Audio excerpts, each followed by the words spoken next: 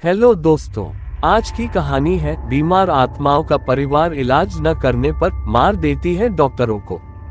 कुछ समय पहले की बात है। एक डॉक्टर थे जिनका नाम B.K. सिन्हा था। वे गाजियाबाद में एक सरकारी अस्पताल में डॉक्टर थे। एक बार वह अस्पताल से घर आ रहे थे तो रास्ते में जोरों से बारिश होने लगी और बिजली भी चमकने लगी, लेकिन वह किसी तरह बचाकर घर पर आ गए। वह बहुत भीग गए थे। वह अंदर आकर बाथरूम में कपड़े बदलने गए थे कि अचानक जोर से कोई दरवाजा पीटने लगा। तब उनकी पत्नी ने दरवाजा खोला कि देखो बाहर कौन आया है।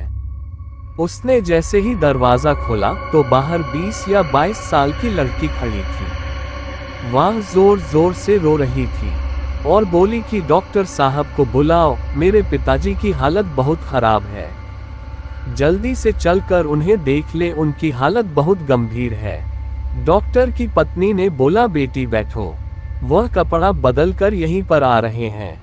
लड़की ने बोला मुझे बैठने का समय नहीं है, डॉक्टर साहब को जल्दी से बुलाओ।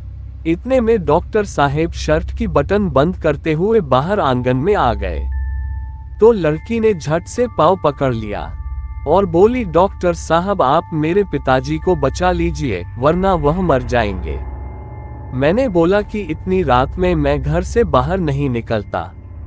अब तो मानो लड़की सुन्न सी हो गई। तब मैंने बोला चलो चलता हूँ। लड़की ने झट से मेरा बैग उठा लिया। मैंने अपनी कार निकाली और लड़की को बैठने का इशारा किया। शहर से 4 किलोमीटर दूर एक गांव था। लड़की गांव में घुसने के पहले ही एक अलग घर की तरफ मेरा बैग लेकर दौड़ी और बोली यहीं पर मेरे पिताजी है। और मैं गाड़ी खड़ी करके अंदर आया तो देखा वहां एक खाट पर एक बुजुर्ग व्यक्ति लेटा हुआ था। उसके सिर के पास 2 औरतें खड़ी हुई थी।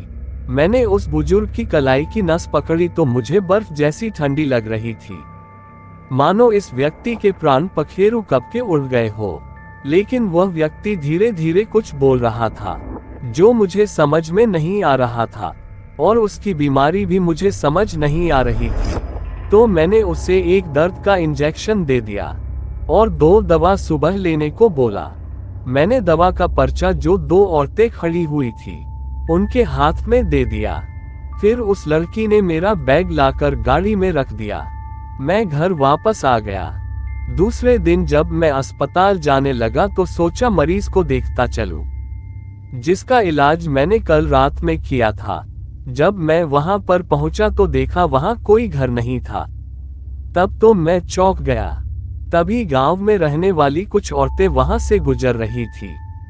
मैंने पूछा कि जो कल यहाँ पर परिवार था वह लोग कहाँ गए। तब वह औरतें मुझे एकटक देखती जा रही थी। उसमें से एक औरत ने बोला आपकी किस्मत अच्छी है जो आप बच गए। उस बुजुर्ग व्यक्ति का इलाज किया, नहीं तो आज आप जीवित ना होते।